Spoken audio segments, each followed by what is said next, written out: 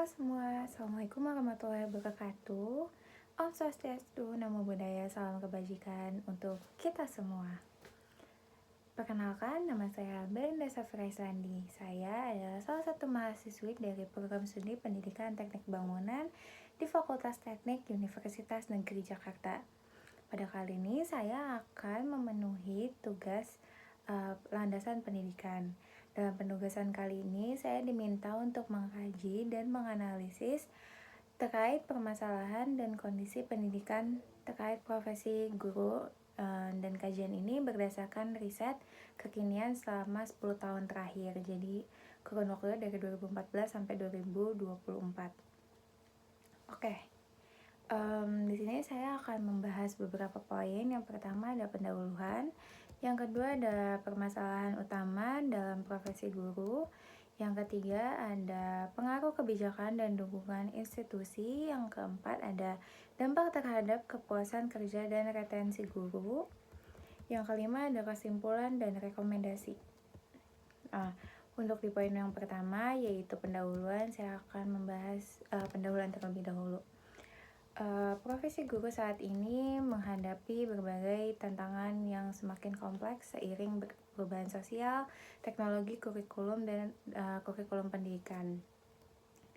Riset dalam dekade terakhir menggarisbawahi bahwa beberapa permasalahan utama seperti kesejahteraan mental dan finansial, beban kerja yang meningkat, tantangan dalam penguasaan teknologi pendidikan, permasalahan-permasalahan ini tidak hanya berdampak pada kesejahteraan guru, tetapi juga pada kualitas pendidikan dan hasil belajar siswa secara keseluruhan. Ini juga merupakan riset dari Gracia dan Soto pada tahun 2016.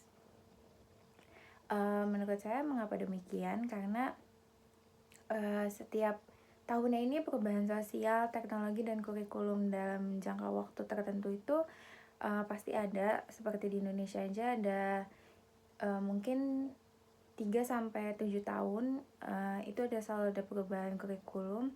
Kayak yang kita tahu adalah jarak dari kurikulum 13 terus ke KTSP, terus habis itu akhirnya ke kurikulum Merdeka. Itu banyak banget perubahannya dari segi kurikulum. Nah, kalau misalkan dari perubahan sosial tuh pasti ada dari seperti kayak adaptasi perubahan-perubahan yang terjadi di lingkungan sekitar. Terus kalau misalkan teknologi, kita bisa lihat sendiri perubahan signifikannya selama 10 tahun terakhir itu udah cukup banyak berkembang, apalagi di sistem pendidikan. Nah, memang permasalahan utamanya ini adalah kesejahteraan mental dan finansial juga memang terhadap si guru ini. Lalu ada memang beban kerja yang meningkat dengan adanya teknologi dan pengembangan yang ada. Jadi guru harus begini, harus begitu, jadi beban kerjanya semakin banyak. Lalu juga ada tantangan penguasaan teknologi di dalam bidang pendidikan, karena seperti yang kita tahu juga di bidang pendidikan ini sekarang menggunakan teknologi yang cukup canggih, dan ini juga menjadi suatu tuntutan untuk guru-guru, apalagi tuntutan guru-guru yang memang tidak sehari-hari itu mereka akrab atau sudah terbiasa dengan adanya teknologi yang sekarang sudah berkembang pesat. Di poin yang kedua ada permasalahan utama dalam profesi guru. Di permasalahan ini juga ada terbagi lagi menjadi 4 poin. Yang pertama ada kesejahteraan psikologis dan finansial. Yang kedua ada beban kerja dan pedagogis. Yang ketiga ada keterbatasan pelatihan profesional yang relevan. Yang terakhir ada tantangan integrasi teknologi pendidikan. Oke, yang pertama ada di kesejahteraan psikologis dan finansial. Penelitian ini menunjukkan bahwa kesejahteraan guru, terutama yang berhubungan dengan kesehatan mental dan kondisi finansial ini, menjadi salah satu masalah yang cukup signifikan. Karena dengan tekanan kerja yang sangat tinggi sering mengarah jadi ke arah mental, yaitu burnout, stres, terus habis itu akhirnya jadi kayak penurunan kepuasan kerja, karena ada tekanan-tekanan yang terjadi pada si tenaga pendidik ini. Terus juga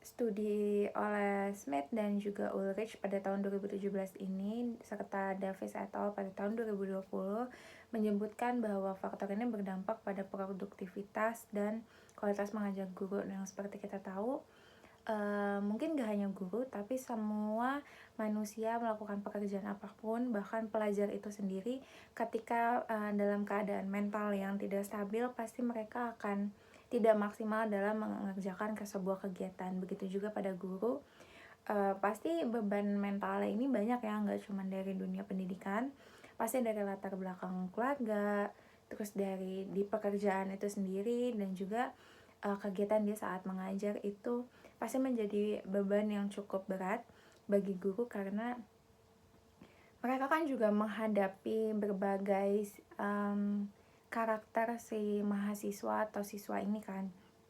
Jadi cukup berat juga untuk menyesuaikan diri terhadap beberapa karakter ini, dan akhirnya membuat tekanan mental. Akhirnya ada apa ya, kayak kurangnya kesejahteraan mental terhadap si guru ini. Jadi itu menjadi suatu masalah yang ada pada tenaga pendidik, terutama guru. Lanjut ke poin yang kedua, yaitu ada beban kerja non pedagogis. Nah, guru ini kerap kali dibebani dengan tugas-tugas administratif dan non pedagogis yang mengurangi efektivitas waktu mereka dalam mempersiapkan pengajaran. Johnson dan Carter pada tahun 2019 mengungkapkan bahwa tingginya beban administratif termasuk tugas pelaporan dan dokumentasi berpotensi mengurangi fokus guru dalam memberikan pengalaman belajar yang bermakna bagi siswa.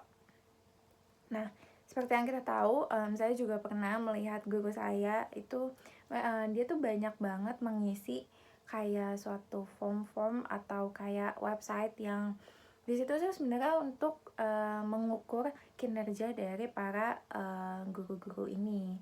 Tapi mungkin karena banyaknya form yang harus diisi, jadi cukup menyita waktu. Akhirnya mereka fokus untuk mengisi form-form ini aja, karena kan berkaitan dengan kinerja mereka dan laporan mereka terhadap instansi atas kan. Jadi mereka membuat skala prioritas ini lebih, pelaporan ini tuh lebih tinggi lah gitu ya kan. Nah, di sini juga akhirnya mereka jadi kayak kurang menyiapkan apa sih yang dibutuhkan dia saat nanti mengajar kayak gitu. Yang ketiga ada keterbatasan pelatihan profesional yang relevan. Guru itu menurut saya juga memerlukan pelatihan berkelanjutan agar bisa mengikuti perkembangan pendidikan di abad sekarang ini, termasuk penguasaan teknologi pendidikan, karena kan sekarang kita menggunakan teknologi banget kan dalam kegiatan apapun, termasuk belajar mengajar. Nah, menurut Thompson dan Richardson pada tahun 2020, akses terhadap pelatihan ini masih terbatas dari segi jumlah maupun kualitas. Hal ini menjadi penghambat bagi guru-guru untuk mengembangkan keterampilan baru yang relevan dengan kebutuhan kelas modern. Jadi mereka, guru-guru ini hanya dituntut untuk mengikuti perkembangan zaman yang ada sekarang dengan adanya perkembangan teknologi. Tapi mungkin kita juga tahu ya, beberapa guru kita ini sudah berada di usia yang cukup tua, jadi mereka kurang terbiasa dengan adanya teknologi-teknologi dan sudah tidak mudah beradaptasi.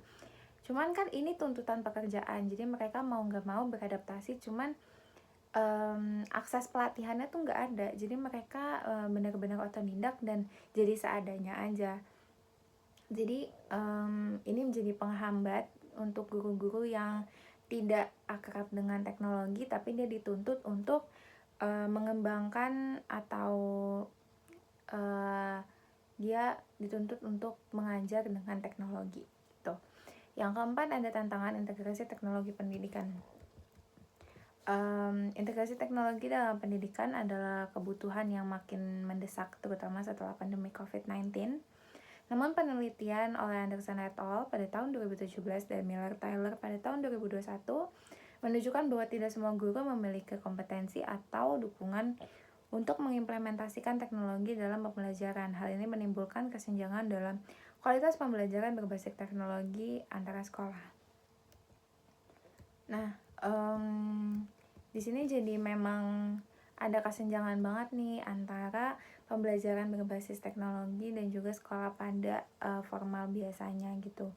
Cuman memang sejak COVID-19 ini memang teknologi ini sangat dipakai karena mengingat kita waktu itu keterbatasan tatap muka dan akhirnya dipermudah oleh adanya teknologi, jadi itu menjadi suatu desakan di dunia pendidikan.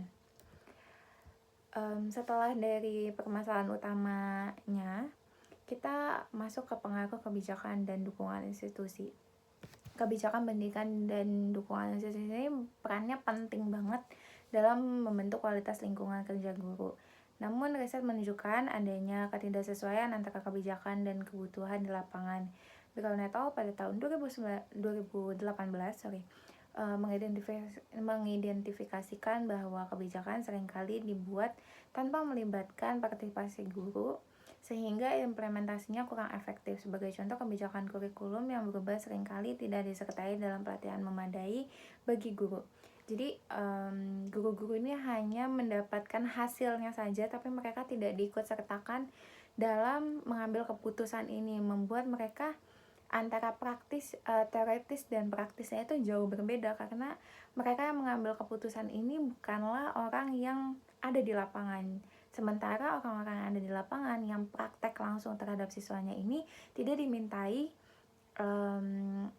pendapat ataupun sudut pandang mereka gitu. Yang selanjutnya ada dampak terhadap kepuasan kerja dan retensi guru. Permasalahan-permasalahan ini mempengaruhi kinerja dan kepuasan kerja guru yang berdampak langsung pada kualitas pengajaran di sekolah. Studi Gracia dan Soto pada tahun 2016 menunjukkan bahwa ketidakpuasan yang berkepanjangan dapat menyebabkan guru untuk memilih untuk berhenti atau berpindah ke profesi lain, khususnya di sekolah-sekolah dengan tantangan sosial ekonomi tinggi. Hal ini menjadi tantangan serius dalam upaya menjadi kualitas dan stabilitas tenaga pengajar.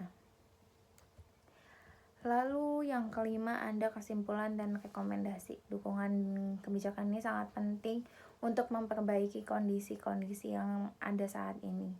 Mengurangi beban administrasi, meningkatkan kemakmuran, keuangan, dan memberikan pelatihan guru yang relevan dan berkelanjutan adalah hal-hal yang sangat diprioritaskan. Selain itu, guru dapat memastikan bahwa kebijakan-kebijakan yang dibuat sesuai dengan kebutuhan nyata di lapangan.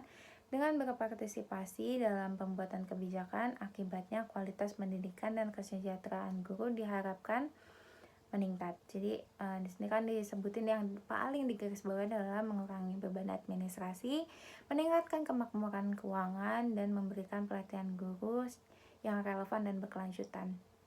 Yang pertama, beban administrasi, mungkin dengan cara yang lebih efektif dan mudah sehingga tidak menyita waktu para guru saat mengisi pelaporan tersebut akan membuat pengajaran ini lebih efektif.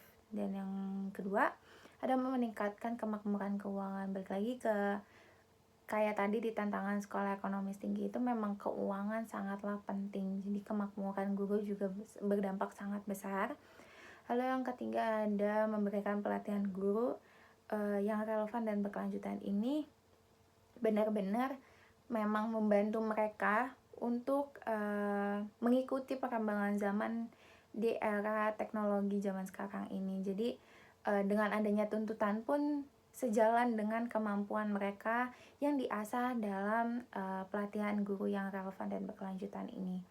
Lalu memastikan guru bahwa kebijakan yang dibuat dengan kebutuhan nyata di lapangan itu benar-benar penting, karena mereka juga tahu berinteraksi langsung dengan para siswa, jadi mereka tahu yang terbaik.